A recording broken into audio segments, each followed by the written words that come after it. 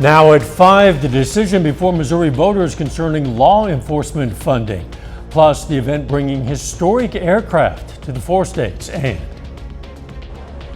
after Tuesday's vice presidential debate, the candidates are hitting battleground states. I'm Bradley Blackburn with the next stops on the race for the White House and what the campaigns are saying about the debate. The 4 states' most watched news starts now. Missouri voters will soon decide the future of law enforcement funding in the state. This is KOAM News at 5. I'm Dow Quick. It'll appear as Amendment 6 on Missouri's November ballot. It asks if the state constitution should allow the use of court costs and fees to support the salaries and benefits of certain law enforcement personnel. The Missouri Supreme Court previously ruled this practice could violate the right to court access. This amendment would nullify that decision. The Missouri senator who filed the bill that became Amendment 6 says it would ensure a robust retirement fund for some law enforcement personnel. But the National Police Accountability Project's executive director says it could create problems.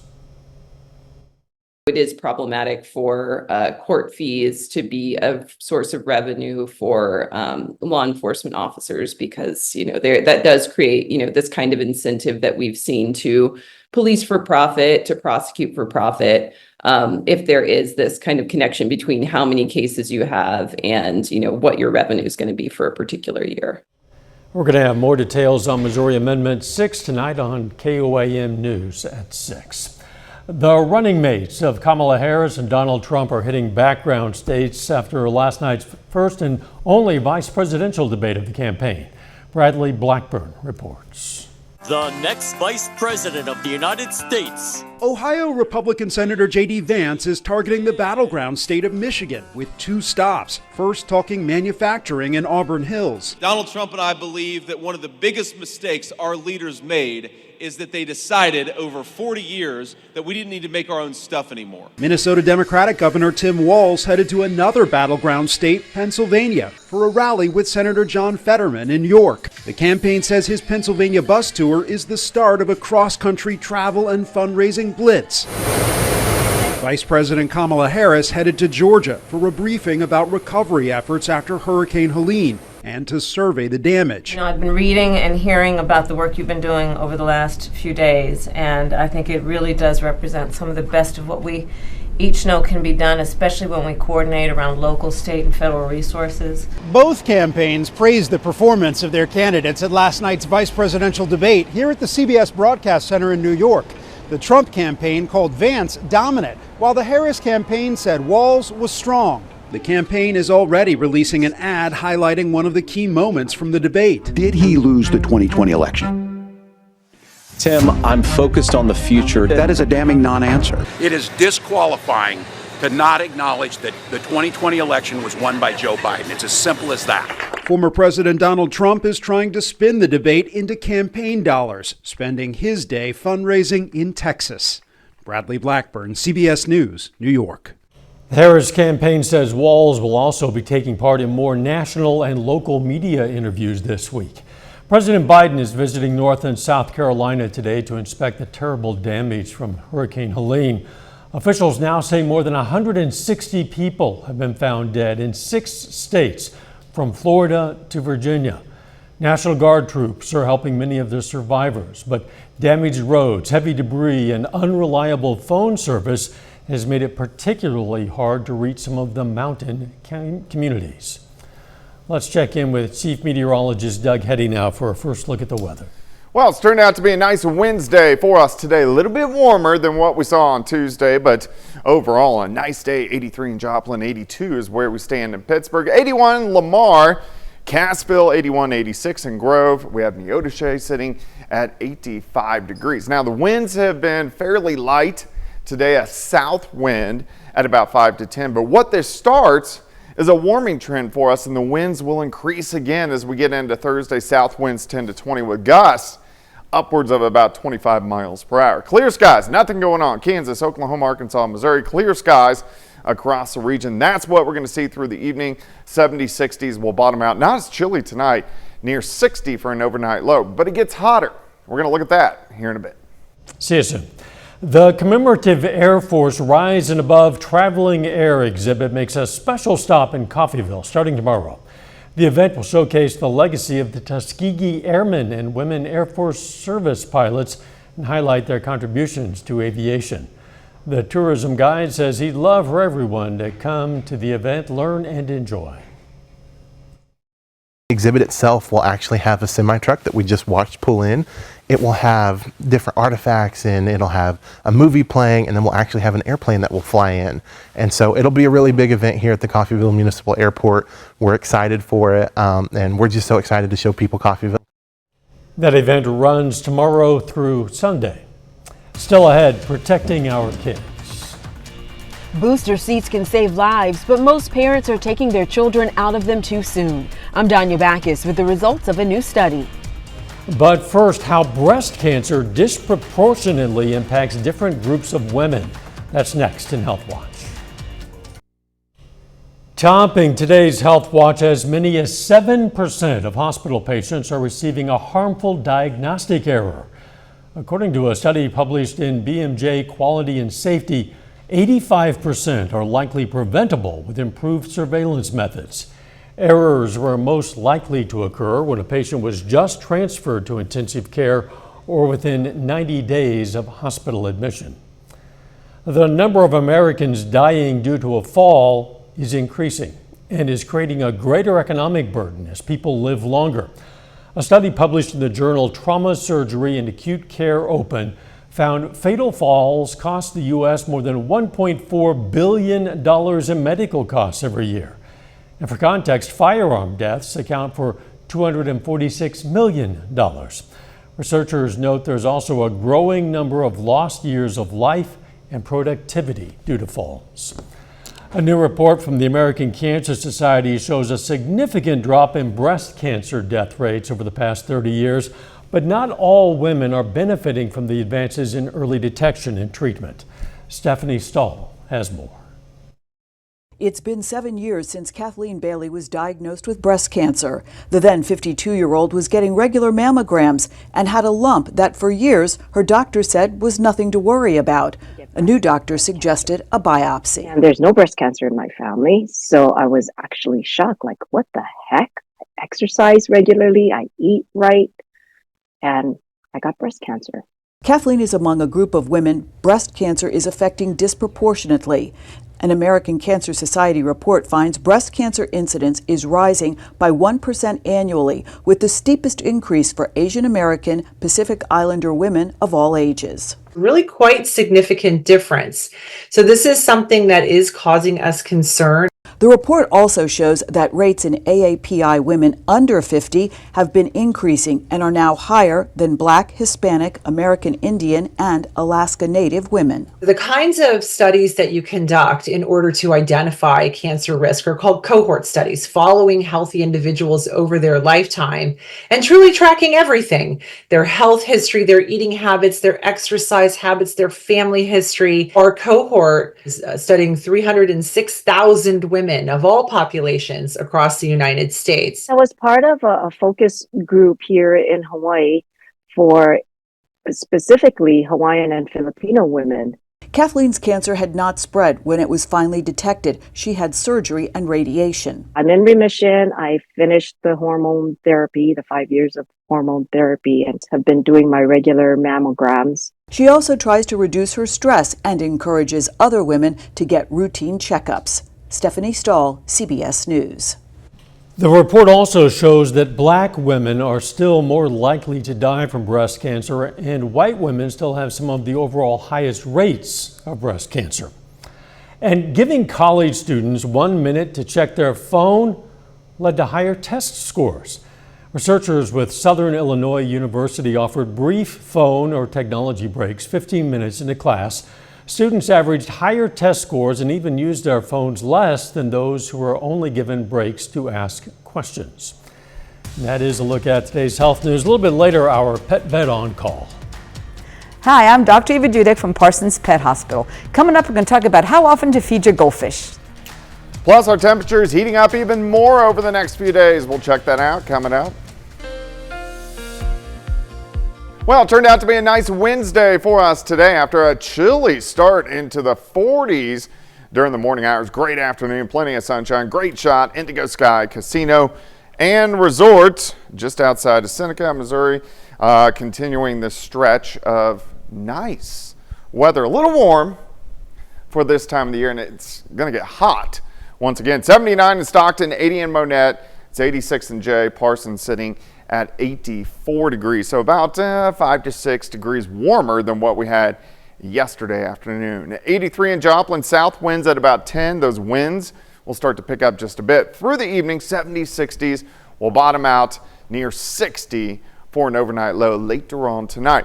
All right, south winds at about 10 miles per hour, but these are going to pick up a little bit late tonight into tomorrow morning. We'll have gusts kind of 25, maybe upwards to 30 at times, and that's going to help us warm up. Staying breezy into Friday, but we will get a weak front that drops through, switching the winds briefly back around out of the north. It's more like a wind shift line. Doesn't have much in the way of moisture or cold air behind it. Clear skies, nothing going on. Central Plains also pretty much clear. In fact, if we go from Joplin points west, nothing going on. That's our weather as we go through the next several days. Just a whole bunch of nothing. Here's the problem.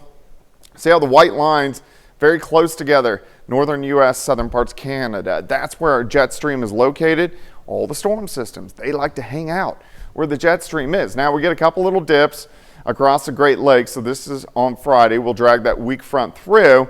Another one Sunday, a little stronger front. But as we go through next week, you can see really no changes. Stick under a ridge of high pressure, meaning we stay dry, which of course we need some rain. Let's go through time. 60, 61, 59-ish for overnight lows tonight. By noon on Thursday, mid-80s. Gets hotter. Look at this, 90 Carthage, 91 Bella Vista, 92 in Miami. Chanute up to 92 degrees. As we go into Thursday night, again, pretty much clear skies. We'll drop back into lower 60s. Briefly northerly winds on Friday. Maybe a notch or two cooler, high temps, upper 80s to near 90 degrees, but we're going to see plenty of sunshine over the next few days. 61 to start, 84 by noon, 90 by 4, high temp 91, plenty of sunshine all day long. Let's jump into Friday evening. We have 4-state Friday night high school football. This would be, what, week 6 already on the Missouri side? 81 for kickoff, so a little warm. We'll drop back to 72 by the time we head into the fourth quarter, but it's going to be pretty nice. Look at the heat sticking around Saturday as we go into the lower 90s for highs, and then on Sunday another front drops through, so a little bit cooler Sunday, and we'll get back down to closer to where we should be by early next week. 91 tomorrow, 88 on Friday, 91 on Saturday, 86 on Sunday, down to 78 on Monday. So kind of up and down temperatures, no rain. And since we started the 10-day forecast, which was about a year and a half ago, I've only had this week ever that I've never had rain on a 10-day forecast. Is that right? Isn't that crazy? That's remarkable. And it's been a while since we've had rain. So it's been, it will have been certainly a lot longer than 10 days, assuming that forecast. Kind of crazy. Thanks, Doug. Turns out a lot of families are not using booster seats correctly. What you need to know up next. Topping today's Consumer Watch, tens of thousands of dock workers are now on strike at dozens of U.S. ports. And experts warn it could lead to shortages on everything from car parts to holiday items. The union representing the port employees said in a statement that it's prepared to fight for as long as necessary over its demands for higher wages and protections against automation. This is the first strike by dock workers in nearly 50 years. CVS Health says it's laying off nearly 3,000 workers in an effort to cut costs. In a statement, the retail pharmacy chain blamed, quote, continued disruption, regulatory pressures, and evolving consumer needs and expectations for the move, which is expected to save the company around $2 billion. Car crashes are the second leading cause of death for kids ages 4 to 10. And a new study finds many children that age are not being kept in a booster seat that could save their lives. Danya Bacchus explains. Both of them were very loving. They always greeted me with a hug and a kiss. Valerie Bailey Hearns lost her grandchildren, Knowledge and Kingston, last year. The boys and their mother were killed when an SUV smashed into their car. Neither child was in a car seat. Knowledge was entrapped in the car and Kingston was ejected from the car. According to Safe Kids Worldwide, 344 children ages 4 to 10 died in vehicle crashes in 2022. Nearly 2 out of 5 were not properly restrained. Many kids that age need a booster seat, but a new study shows 4 out of 5 caregivers moved their child from a booster seat to just a seatbelt alone before the child was big enough. Parents don't always understand the purpose of a booster seat. It's kind of in the name. It's a booster seat. It boosts you up so you fit the adult seatbelt correctly. Morag Mackay from Safe Kids says children should be at least 4'9" before being taken out of a booster. If a seatbelt is not correctly positioned, it can cause serious neck and abdomen injuries in a crash. And so we really encourage parents to ensure that they're buckling up their child every ride. Communities nationwide hold events like this to help parents make sure they have the right seat and that it's properly secured. I'm glad that you're here today. Valerie started her own charity that not only educates parents, but also gives away car seats. Maybe I help one family, and maybe save one child or just kept somebody from experiencing this pain. Valerie believes saving a child's life is the best way to honor the memory of her own grandchildren. Research from Safe Kids Worldwide also finds that booster seats can reduce the risk of serious injury by 45% compared to seatbelts alone. Our Pet Vet on Call up next.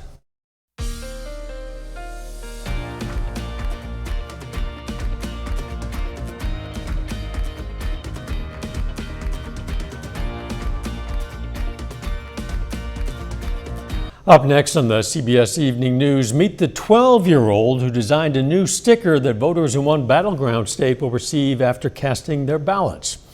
Then on KOAM News at 6, The Gathering in Parsons, Kansas, aimed at promoting family-friendly workplaces. Plus, we're going to hear arguments for and against the law enforcement funding proposal that'll appear on Missouri ballots in November. And the latest on this afternoon's Kansas City Royals playoff game. Stay with us for the CBS Evening News and then KOAM News at 6. If you leave town without taking the pet with you, well, you have to arrange for its care. But how much care it requires, that depends on the pet. And it brings us to today's question for our Pet Vet on Call. How long can I safely leave my goldfish without feeding it? Well, fish can surprisingly go a long time without eating. Small fish up to 10 to 14 days, even longer for big fish. But I wouldn't recommend it too often because they do suffer the same repercussions from starvation that the rest of us do. So maybe a long weekend, 3-4 days, not that big a deal. But if it's going to be longer than that, get a babysitter. How hard is it to take care of a goldfish? Fish sitter might be more accurate. Fry sitter, maybe. We invite questions from anyone. If you have one, just send it to petvet@koamtv.com. Dr. Eva Dudek from the Parsons Pet Hospital answers a different question or brings us a fun fact every single Wednesday right here on KOAM News at 5. You can also find answers to previous questions on our website. All right, let's check out our picks of the litter for the week. From the Joplin Humane Society, we've chosen this adult female shepherd mix. Her name is Aurora. They say she's gentle, energetic, always ready for a game of fetch or a brisk walk. And from the Southeast Kansas Humane Society, we've chosen this young male domestic short-haired cat. The society says he's affectionate, energetic, and would thrive in a home where he can play and cuddle. And he's kind of cute to boot. His name is Kazoo. If you're looking for a pet, why not check out your local Humane Society? Fall is here, but the temp is going to be rising a bit. Yeah, it still feels like August out there, especially tomorrow. 91 for a high, 88 on Friday, 91 on Saturday. Then we start to cool down a little bit early next week. No rain in sight. And we need it desperately. Thanks for joining us. The CBS Evening News is next. And of course, we're going to be right back here for KOAM News at 6. See you then. Let's make it a great evening.